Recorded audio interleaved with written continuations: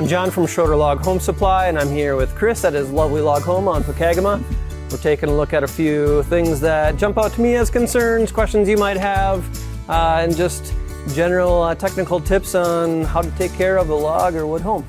So we're here on the lakeside, gets a lot of sun and abuse from the weather. Wood is a natural material. It's great because of that, but that means we're also fighting nature to stop nature from happening and stop decay. And the best way to do that is keep the water out of the wood. Logs and all wood, as it shrinks, as it dries, it shrinks, and then you can get these natural cracks in them. Perfectly natural, perfectly normal. We call them checks. I see a lot of your logs have already been checked, but something to keep an eye on is anything particularly that's upward facing, that it could collect water as gravity feeds it, and especially if they are like a 1/4 inch or bigger, the bigger cracks especially, that can collect water and over a period of time lead to decay. So this one's kind of right on the edge, it's on the face. It might be one that you want to caulk. You've caulked some others, or maybe a previous owner has. So typically what that involves is putting in a backer rod, just like a foam rope filler, and then you do about a 1/4 inch thickness of caulk over top of that. And that way you get a good bond to the top and the bottom of the gap. You're creating a rubber band seal that can stretch and move.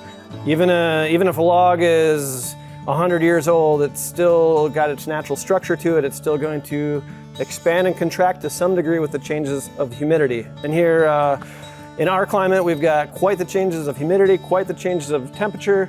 So you have still movement in logs no matter how old they might be.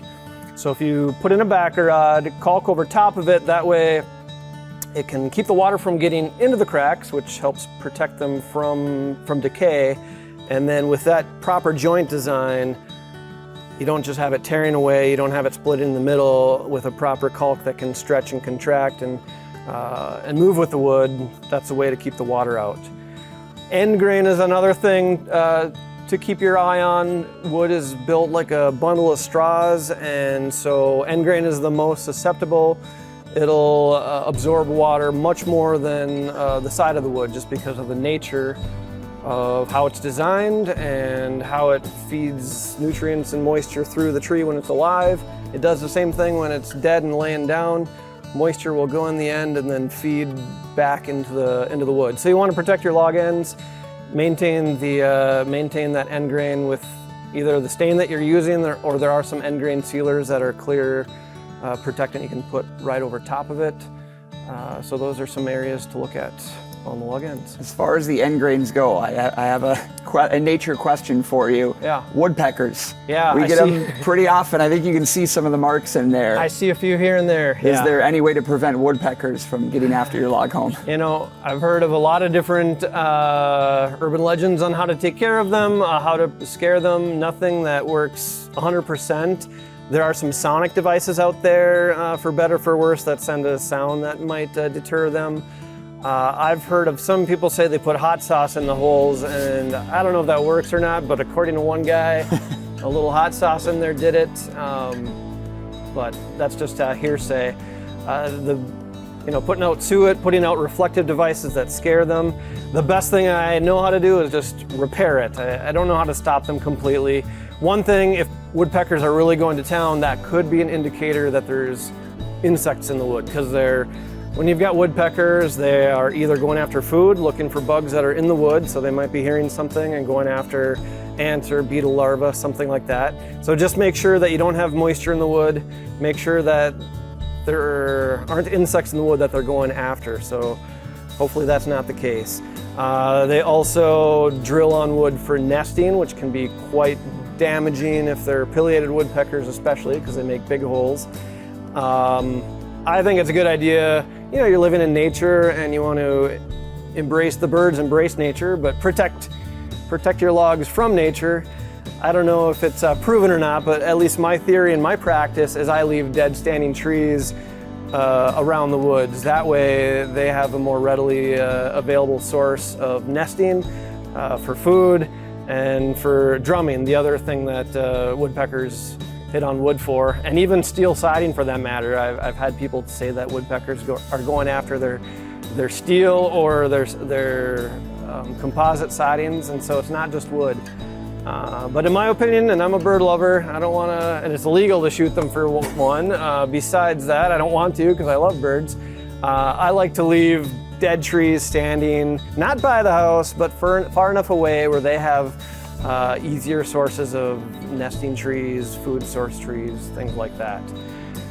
I can't stop the woodpeckers, but to repair them, you get these holes. I don't know if there's any over here, but I see some. Oh yeah, there's there's maybe at the pith there. There's some over here. There's a few ways to do it.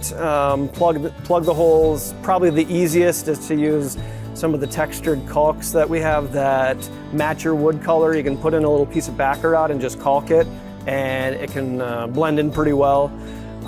Sometimes they've got a perfectly round hole, and especially if it's on an end, you can use a wooden dowel plug and just, if it's not perfectly round, you could drill it out with just a Forstner bit, self-feed bit, drill it out and put in a wood plug and then stain it, treat it like wood because it is. Or sometimes if it's an uneven thing that you want an easy solution to, the epoxy wood fellers can do that. So you mix part A with part B, kind of work like you're playing with clay, add a little pigment, pack it in there. You can recreate the pattern of the wood and try to blend it in better, and then stain over top to really blend it in. The best solution might depend on whether it's end grain or this side, but generally it's best to replace with wood if you can. So I'm an advocate for replacing the wood with a dowel or with a wooden splice cut in there, put in there if you can.